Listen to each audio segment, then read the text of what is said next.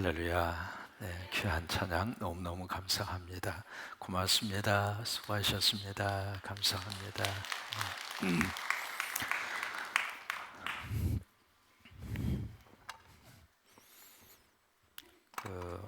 요셉의 성추행 미수 사건을 통해서 나타난 결과는 요셉이 어디로 가죠? 감옥으로 갑니다. 사람이 참 그렇습니다. 참 이렇게 억울한 일을 당하는 경우들이 살면서 없으면 좋겠는데 없어요, 있어요? 있습니다. 개인적인 관계 속에서도 억울한 일을 당할 때가 있고, 또 집단 속에서도 억울한 일을 당할 때가 있고, 또 사회의 구조적인 어떤 틀 속에서 억울한 일을 당할 때가 있고, 그것을 이제 한국 사회에서는 갑질을 한다, 그렇게 지금 표현을 하잖아요. 그럼 요셉이 감옥 갈 일을 했을까요, 안 했을까요? 정말입니까? 우리는 그렇게 알고 있죠. 그래요. 진짜로 감옥 갈 일을 안 했습니다. 감옥은 누가 가야 돼요? 보디발의 아내가 가야 돼요. 근데 세상이 그렇게 안 되더라 이 말이에요. 감옥 갈 사람은 뻗어시 떵떵거리고 살고 있고, 감옥에 가지 않아야 될 사람이 감옥에 가 있고, 이게 세상입니다. 우리가 살고 있는 세상은 절대로 공평한 세상이 아닙니다. 내가 노력하고 투자하고 열심히 일한 것만큼 얻을 수 있는 사회인가? 사실은 그런 사회로 발전되는 것이 선진 국가입니다. 그러나 참 묘하게도 전혀 그렇지 않는 현상들이 우리가 살고 있는 세상에는 얼마든지 일어날 수 있고, 또 일어나고 있고, 또 그 일에 지금 여러분 가운데 어느 분이든지 피해를 받는 분도 있고, 또 어려움을 당하는 분들도 얼마든지 있습니다. 그것은 결국 인간이 사는 고대 사회로부터 지금까지 변하지 않았다, 그 말입니다. 따라서 한번 해보실까요? 사람은 사람이다. 그래요, 사람은 사람이에요.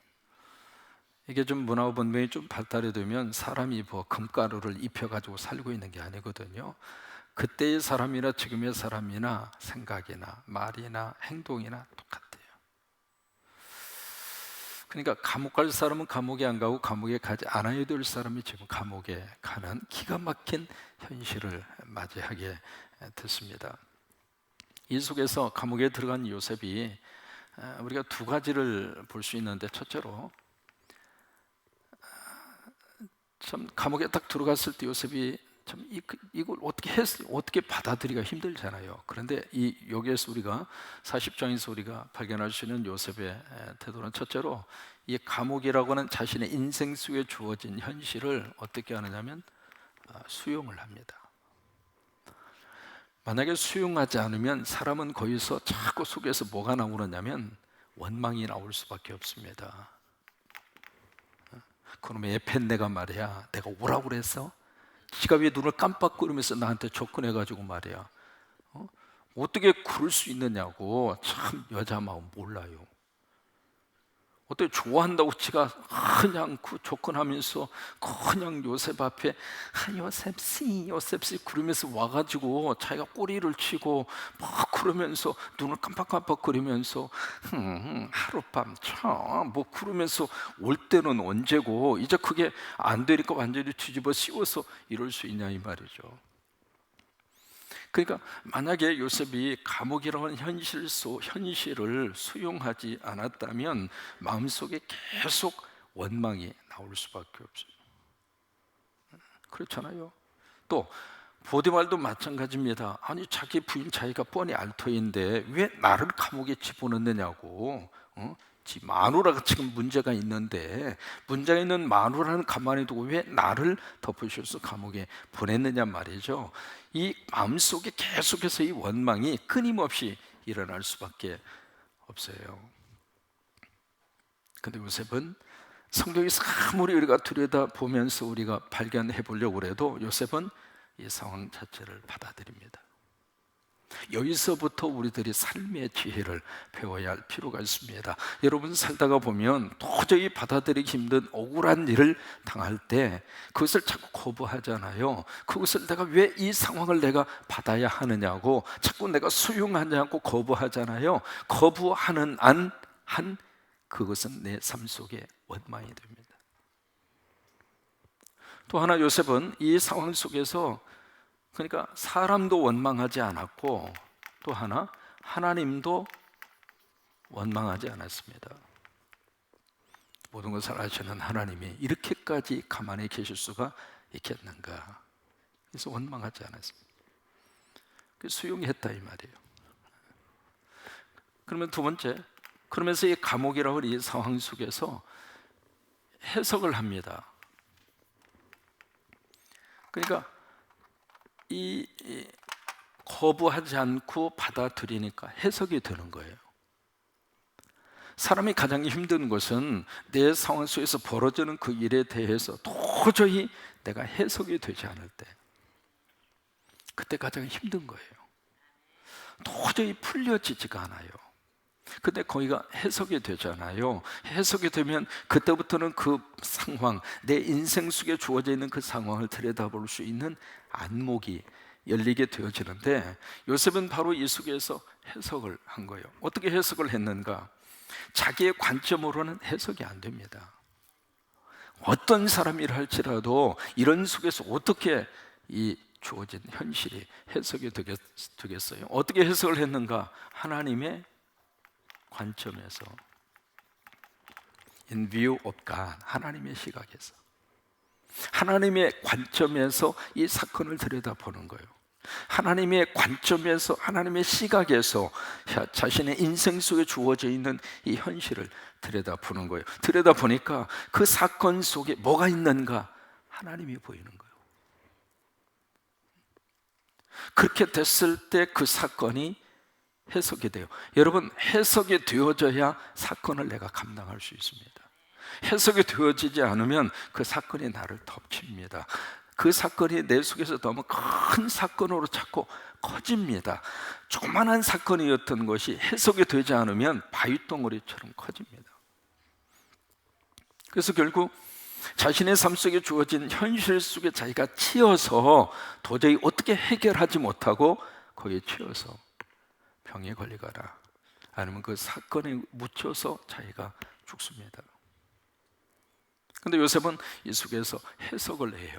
하나님의 시각에서. 그 하나님의 시각, 하나님의 관점에서 해석하는 것 중에 대표적인 것이 바로 뭐냐면 로마서 8장 28절이에요. 하나님을 사랑하는 자, 곧 그의 뜻대로 부르심을 입은 자들에게는 모든 것이 합력하여 선을 이루느니라. 그 말씀으로 해석을 하는 거예요. 그랬을 때의 감옥이라고 하는 현실을 극복해낼 수 있는 거예요. 지난번 남아프리카 공화국 넬슨 만델라 그분 이야기 해드렸잖아요. 그분의 별명이 있습니다. 뭐냐면 가장 유명한 죄수, 그게 그분의 별명입니다. 1, 2년 아니고 27년 동안 감옥 생활을 했습니다. 그분도 요셉처럼 아무런 무슨 억울한 일을 그렇게 죽을 줄을 절 정도로 그렇게 큰 죄를 짓지를 않았거든요. 흑인들의 그 인권 상황을 대변자가 되었고, 인권 변호사로서 그들을 어떻게 인간답게 이렇게 살아야 되지 않느냐라고 하는 그런 측면에서 아름답고 선의의, 정의의 그런 일을 한 것밖에 없어요. 근데 그것이 정권을 쥐고 있는 백인들의 입장으로서는 눈에 가시죠. 결국 그래서 이제 감옥에 투옥이 됐는데 무려 27년 동안을 감옥 생활을 하게 되잖아요. 처음에 변호사가 면회를 갔을 때 이분이 견디지를 못하는 거예요. 여러분 그렇지 않겠어요? 만약에 우리가 감옥에 들어간다고 생각해 봐요. 이건 죄를 짓고 감옥에 들어가도 못 견디는데, 아무리 생각해도 여기에 와야 할 이유가 없는데 거기에 갇힌다고 생각을 해보세요. 그것처럼 사람이 견딜 수 없는 상황이 어디가 있겠어요. 그러니까 처음에 변호사가 면회를 갔을 때 이 넬슨 만델라가 도저히 못 견디면서 여긴 지옥이야, 도대체 내가 여기 와 할 이유가 뭐야? 그래서 막 변호사를 만나면 막 속에 있는 이야기를 막 터놓으면서 막 불평을 쏟아놓으면서 여기는 지옥이라고, 사람이 살 곳이 아니라고, 그러면서 막 그런 식으로 이제 넬슨 만델레가 이야기를 합니다. 그렇게 말하는 게 정상이죠. 그런데 그렇게 막 불평을 하면서 몇 날 며칠, 그러니까 여러분 밥 먹으면 소화가 됩니까? 소화도 안 되지, 잠도 안 오지. 그렇다고 해서 이제 자기의 이 감옥이라고 하는 환경이 바꿔지는가? 바꿔지지도 않지. 여러분 참 그렇습니다. 아무리 내가 원망해도 안 바꿔지는 것은 안 바꿔집니다. 그럼 어쩔 수 없어요. 그래서 그 순간에 이분이 이제 깨달아요. 야, 내가 이렇게 원망한다고 그래서 상황은 바뀌어지지 않는구나. 그렇다면 내 마음을 바꾸자. 그렇게 생각한 거예요. 그러니까 그 생각은 누가 했는가? 스스로가 선택한 거예요. 그러니까 보세요. 똑같은 상황 속에서 내가 원망을 선택할 수도 있고, 아니면 내 자신을 바꿔서 상황을 내가 받아들이겠다고 선택할 수도 있고, 스스로가 선택할 수 있는 거잖아요. 근데 이제 선택을 해서 자기의 마음을 바꾸고 나니까 이제는 감옥 생활이 익숙해지는 거예요. 그래서 이제 몇 개월 후에 다시 이제 변호사가 면회를 왔습니다. 면회를 와서 만델라 씨, 아직도 지옥이죠? 아니요, 이젠 천국이에요. 그래요? 그러면은 교도소 당국에서 당신의 감옥 환경을 좀 개선을 해 주었군요. 아니에요, 그 대신에 내 마음을 개선했어요. 이제 그러고 나니까 감옥 생활 속에서도 건강을 잃지 않고 감옥 생활에서 자기의 생명을 유지할 수가 있었던 거예요. 그러니까 요셉도 마찬가지예요. 이런 속에서 도저히 이 자체를 이렇게 해석이 되니까, 하나님의 관점에서 자신에게 주어진 인생의 상황이 해석이 되니까 감옥 생활을 할 수가 있었던 거예요. 그것도 최선을 다해서. 여러분, 요셉의 트레이드 마크는 바로 뭐예요? 무엇을 하든지 최선을 다한 거예요. 보디발의 종으로 갔을 때에도, 종노릇을 할 때도 최선을 다했고, 감옥에 들어가서 감옥에 거기에 시다바리 노릇을 할 때에도 최선을 다했고, 이게 요셉의 트레이드 마크입니다. 우리가 그 요셉의 삶 속에서 그런 은혜가 우리 속에 임하여 왔으면 좋겠어요. 저나 여러분이나 무엇을 하든지 최선을 다하셨으면 좋겠어요. 바자회를 하더라도 하려면은 최선을 다해요. 들어와서 그냥 바자회로 해서 열심으로 헌신하고 열심으로 땀 흘려주고 하려면 그렇게 최선을 다해서, 그리고 만약에 내 상황이 바자회로 협조할 상황이 못 되면 뒤에서 기도로 최선을 다해서 밀어주고, 이게 이것도 아니고 저것도 아니고 그러면 안 돼. 하려고 하는 사람 가서 막 깎아내리고, 막 열심히 하고 있는데 말로 그냥 막 상처를 주고, 그렇게. 하나님 믿는 사람은 어느 상황 속에서도 최선을 다해. 그게 인생이 아름답습니다. 그냥 적당히 살다가 끝낼 수 있을 정도로 우리 삶이 그렇게 한가한 게 아니잖아요. 그냥 적당히 살다가 내 인생 끝낼 정도로 여러분들의 인생이 그렇게 값어치가 없는 인생이 아니잖아요. 그렇다면 너무 소중한 우리의 인생을 순간순간마다 찬양할 때도 최선을 다하고, 기도할 때도 최선을 다하고, 하나님 앞에서 사역을 감당할 때에도 최선을 다하고, 그래요. 최선을 다하면 하나님이 복을 주세요. 요셉의 인생 속에서 배워야 될 가장 중요한 그의 삶의 교훈 가운데 하나입니다. 그래서 오늘 이제 두 사람을 만나게 됩니다. 여기에 술 맡은 관원, 그게 무슨 이야기냐면 영어로 컵베어러라고 하는 말입니다. 왕이 컵을 이렇게 들고 있으면은요, 그 술병을 가져와서 그 술을 따라주는 사람이에요.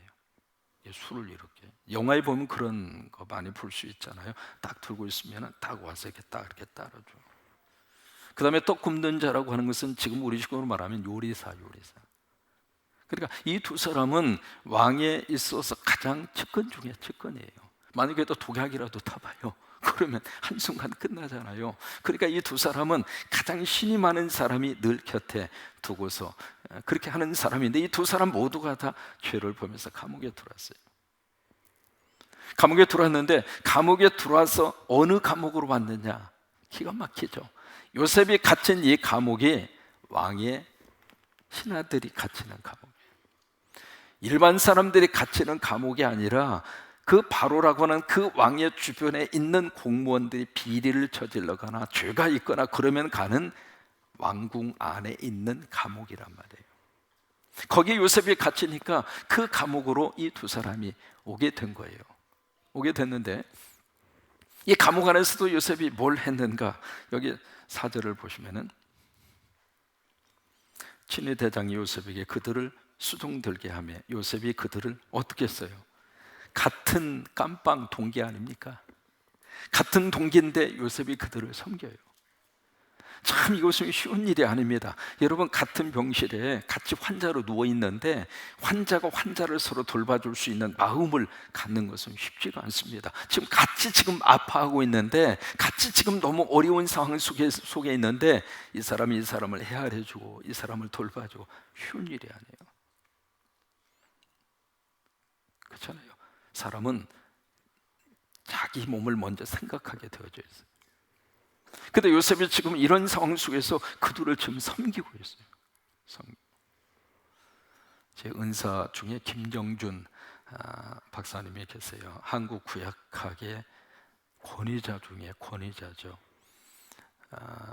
1976년도에 전 세계적으로 가장 획기적인 성경 번역 사건이 한국에서 있어요. 그것이 바로 뭐냐면 캐톨릭과 개신교와 그 구교가 캐톨릭과 개신교가 하나가 돼서 공동 번역이라고 하는 성경을 1976년도에 발행을 해요. 하는데 그 번역 작업에 구약의 번역위원으로 대표자로 참여하신 분이 김정준 교수님이에요. 멋있게 생기셨어요. 영국 신사인데, 근데 이분이 젊었을 때 폐결핵을 앓으셨어요. 그래가지고 폐결핵 1기, 3기, 4기 해서 마산결핵 요양소에 가서 수용이 됐습니다. 근데 그 마산결핵 요양소, 수용소의 특징이 1호실부터 쭉 이렇게 있어가지고 마지막은 시체실이었대요. 그래서 좀 약한 사람, 좀 강한 사람 그런 순서로 해서 쭉 이렇게 호실이 만약에 사무실에 있다가 더 악화되면 사무실로 옮기고 뭐 그런 식으로 되어져 있는데, 그래서 마지막에 돌아가시면 시체실로 가는 그런 구조였는데, 그 김정준 교수님이 어디까지 갔느냐면 시체실 바로 옆에까지 간 거예요. 거의 이제 죽기 직전이었다 그 말이죠. 근데 이분이 죽을 날만 가만히 기다리면서 피를 토하고 각혈을 하면서 그렇게 투병생활을 하는데, 가만히 누워 있다가 무슨 생각이 들었느냐면 이래나 저래나 내가 죽을 목숨, 내 목숨이 붙어있는 순간까지 예수를 증거하자, 그 마음이 들은 거예요. 그래서 이분이 그냥 엉금은 기어가지고 거기서 다니면서 그 병동을 다니면서 예수를 전하는 거예요.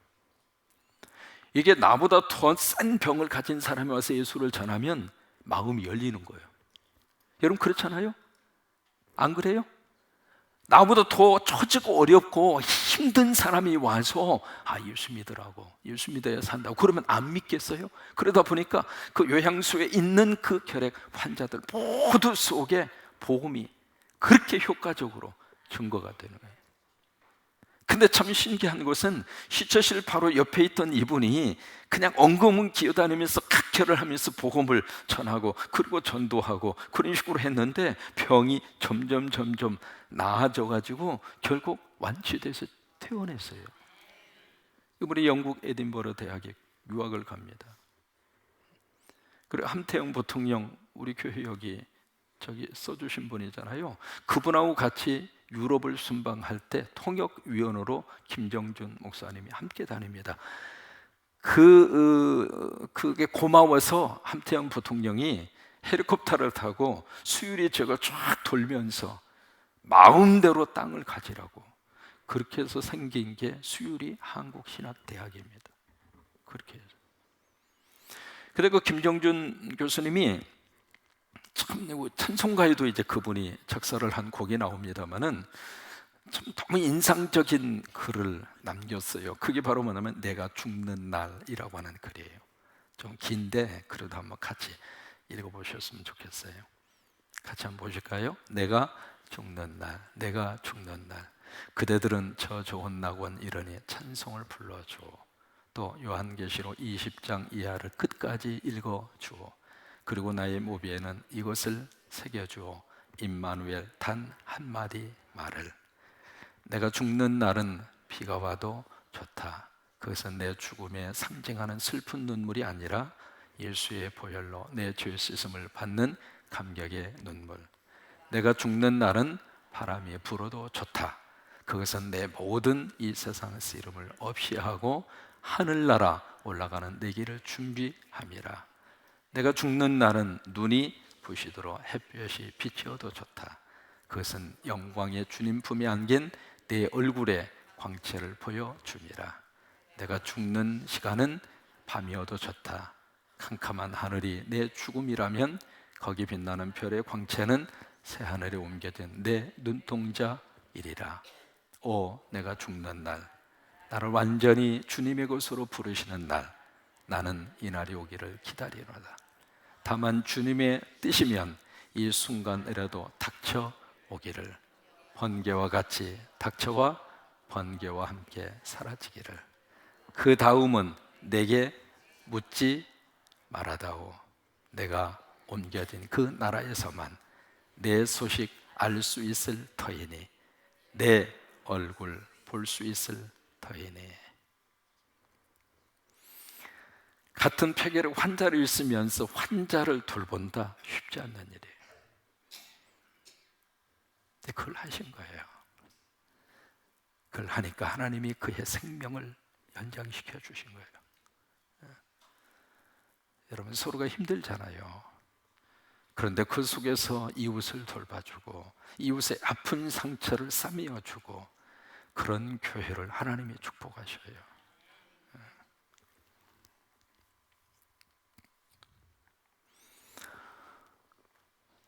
이제 이 두 사람이 꿈을 꿉니다. 근데 그 다음날 요셉이 쭉 이렇게 감옥을 돌아다니다 보니까 얼굴에 수심이 가득해요. 그래서 지나가지 않고 이렇게 물어요.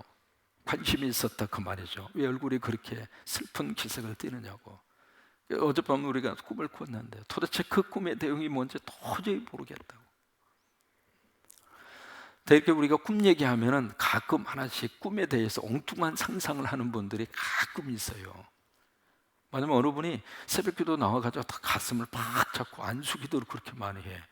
그래서 왜 가슴에다 대고 이렇게 안수기도를 하루 이틀도 아니고 계속, 왜 그런가 싶어서 왜 이렇게 거기다 대고 그렇게 손을 얹고 이렇게 기도해서 그랬더니, 아이 목사님, 조금만 기다리세요.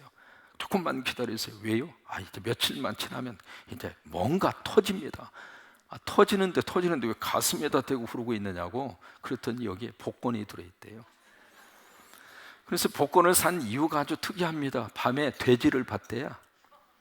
돼지가 막 자기 품으로 돌아오는 꿈을 꾸고, 이 돼지 꿈은 이건 복꿈이다 해가지고 복권을 사가지고, 복권을 사서 이걸 잡고 새벽 기도에 나와서 여기다 대고 안수 기도를 하는 거예요. 여러분, 그 꿈대로 됐을까요? 완전히 개꿈이었어요.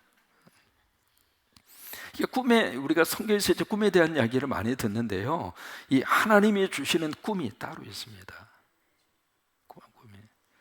되게 이제 저녁에 주무시기 전에 기분 나쁜 말을 들으면 저녁에 그 꿈이 또 나타나요.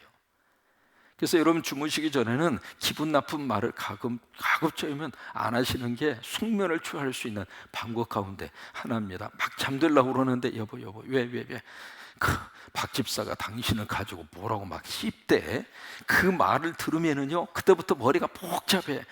도대체 어떤 놈의 박 집사야 말이야. 그래서 그때 머리에서 차곡차곡 이렇게 지나가는 거. 누구 박 집사야? 그래가지고 꿈에 박 집사가 나타나가지고 웅 하면서 잠을 못 자고. 하나님이 주시는 꿈, 성경에서 말하는 이 꿈에 대한 이야기는요, 우리가 일반적으로 생각하는 꿈으로 일반화시키면 안 됩니다. 특별한 목적이 있어서 하나님이 주시는 꿈이라 그 말이에요. 근데 우리는 그냥 뭐든지 그냥 이 꿈도 저 꿈도 그냥 막 갖다가, 어떤 분 간혹 가다 보면 전화가 옵니다. 목사님, 이 꿈 해몽을 좀 해주세요. 내가 무슨 해몽가야? 그럼 무슨 요셉은 꿈을 해몽을 했는데요. 그거는 이름이 요셉이요, 나는 상령이고. 이름이 틀리잖아. 이름이 틀려. 그러니까 성경에 나타난 특별한 하나님의 목적의 사건을 일반화해서 자꾸 거기다가 대입을 시키려고 그래요. 그러다 보니까 성경이 이상하게 자꾸 와전이 되는 거예요. 그거 아니거든요. 여기 나타난 꿈은요, 특별한 하나님의 섭리가 있어서, 왜? 이 꿈 이야기가 그 다음에 41장에 바로의 꿈 이야기로 바로 연결시키고 싶은 거예요. 그 목적이 있어서 이제 꿈을 그들을 통해서 하시고 있고, 또 하나, 이 꿈에 대한 것 때문에 요셉이 바로 앞에 가게 되잖아요. 감옥에서 끄집어내 준 사람은 다른 사람이 아닙니다. 요셉을 감옥에서 끄집어내 준 사람은 바로예요. 바로가 끄집어내 줬어요. 그것도 무엇 때문에? 꿈 때문에. 누가 준 꿈 때문에? 하나님이 주신 꿈 때문에. 그래서 요셉이 꿈에 대한 이야기를 듣고 딱 기가 막힌 말을 여기서 하고 있어요. 8절에 보시면 해석은 누구에게 있어요? 하나님에게 있지 아니하나이까. 그래서 그 말을 하는 거예요. 꿈을 하나님이 주신 그 꿈은 하나님이 해석해 준다 이 말이에요. 근데 하나님이 주시지도 않는 꿈을 자꾸 해석하려고 그러면은 그 해석이 이상하게 되는 거예요. 가끔 교회 안에 보면 그런 분들이 없지 않아 있어요. 여러분, 기독교는요, 신비적인 요소가 참 많습니다. 그런데 기독교는 신비주의는 아닙니다. 눈 몇 번 깜빡깜빡 거리면서 하나님이 보여주고 계십니다.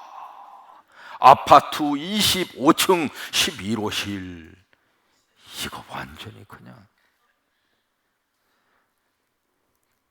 뭐냐면 묘한 그런 요소들 우리 마음속에 이제 자리 잡고 있거든요. 근데 그걸 가지고 이상하게 막 이렇게 끌고 가려고 하는 그런 경향의 사람들이 있는데 다 성서적이지 않습니다. 여러분, 믿음의 가장 중요한 척도는 성서적인가 아닌가, 이게 중요한 거예요. 그래서 이제 슬픈 기사를 뜨고 있으니까 웬일입니까 싶으니까 이제 꿈 이야기를 했잖아요.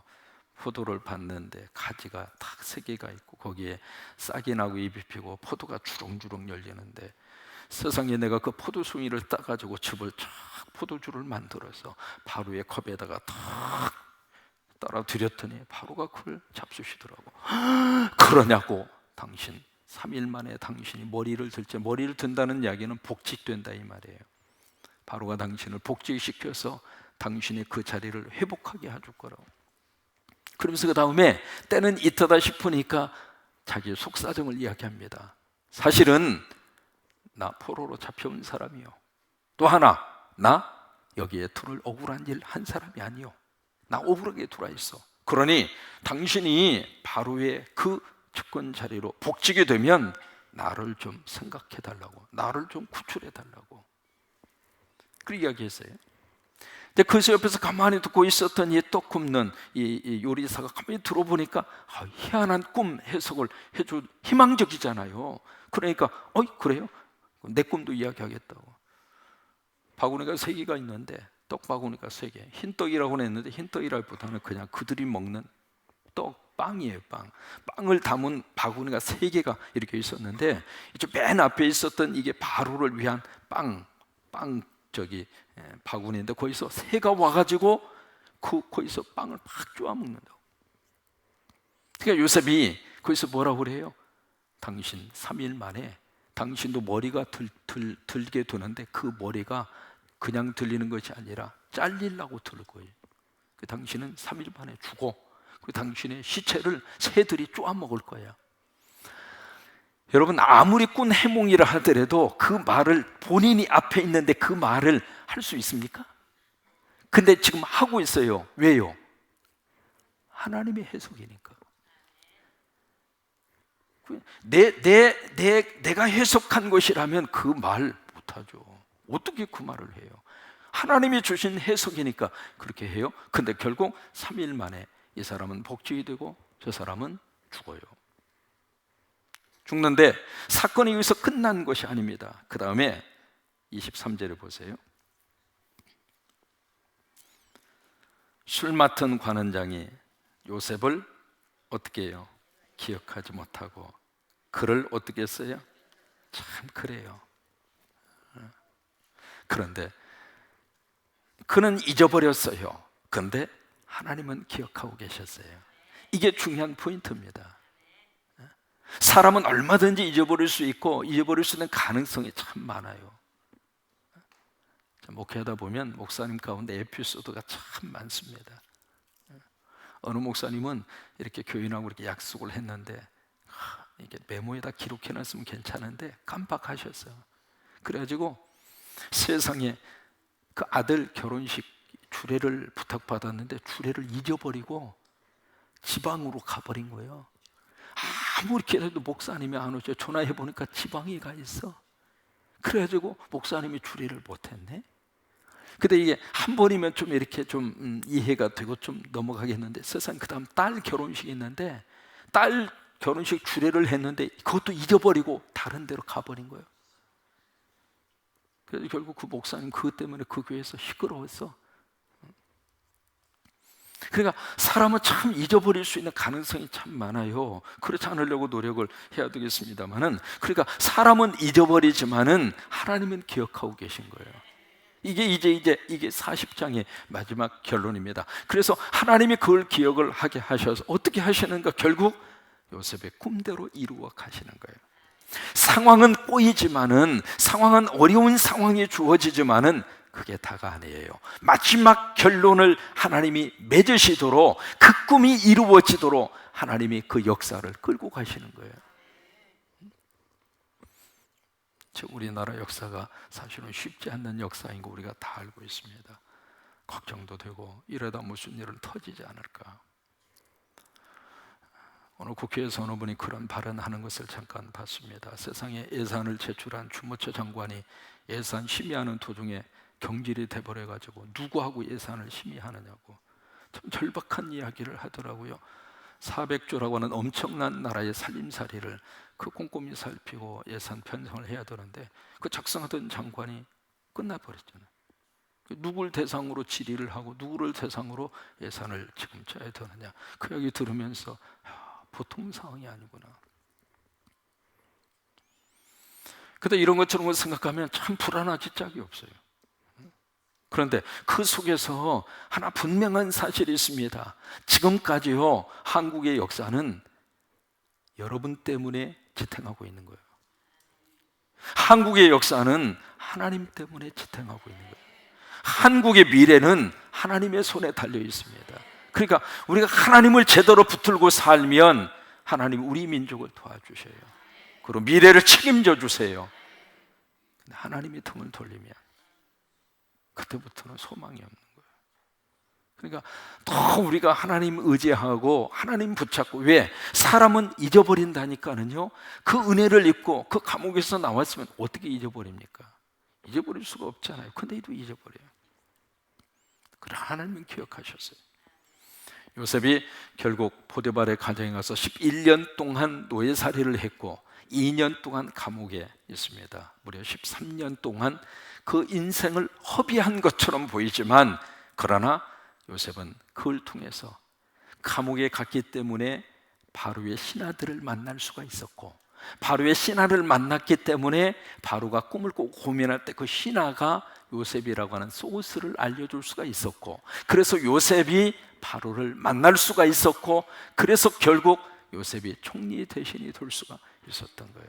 그때는 몰랐지만, 그때는 이해할 수 없었지만, 그러나 그 사건과 그 일들이 요셉의 꿈을 이루어가는 너무 멋진 하나님의 사람들로 쓰임을 받더라 이 말이에요. 살다가 보면 이해 안 되는 일 다 만날 수 있습니다.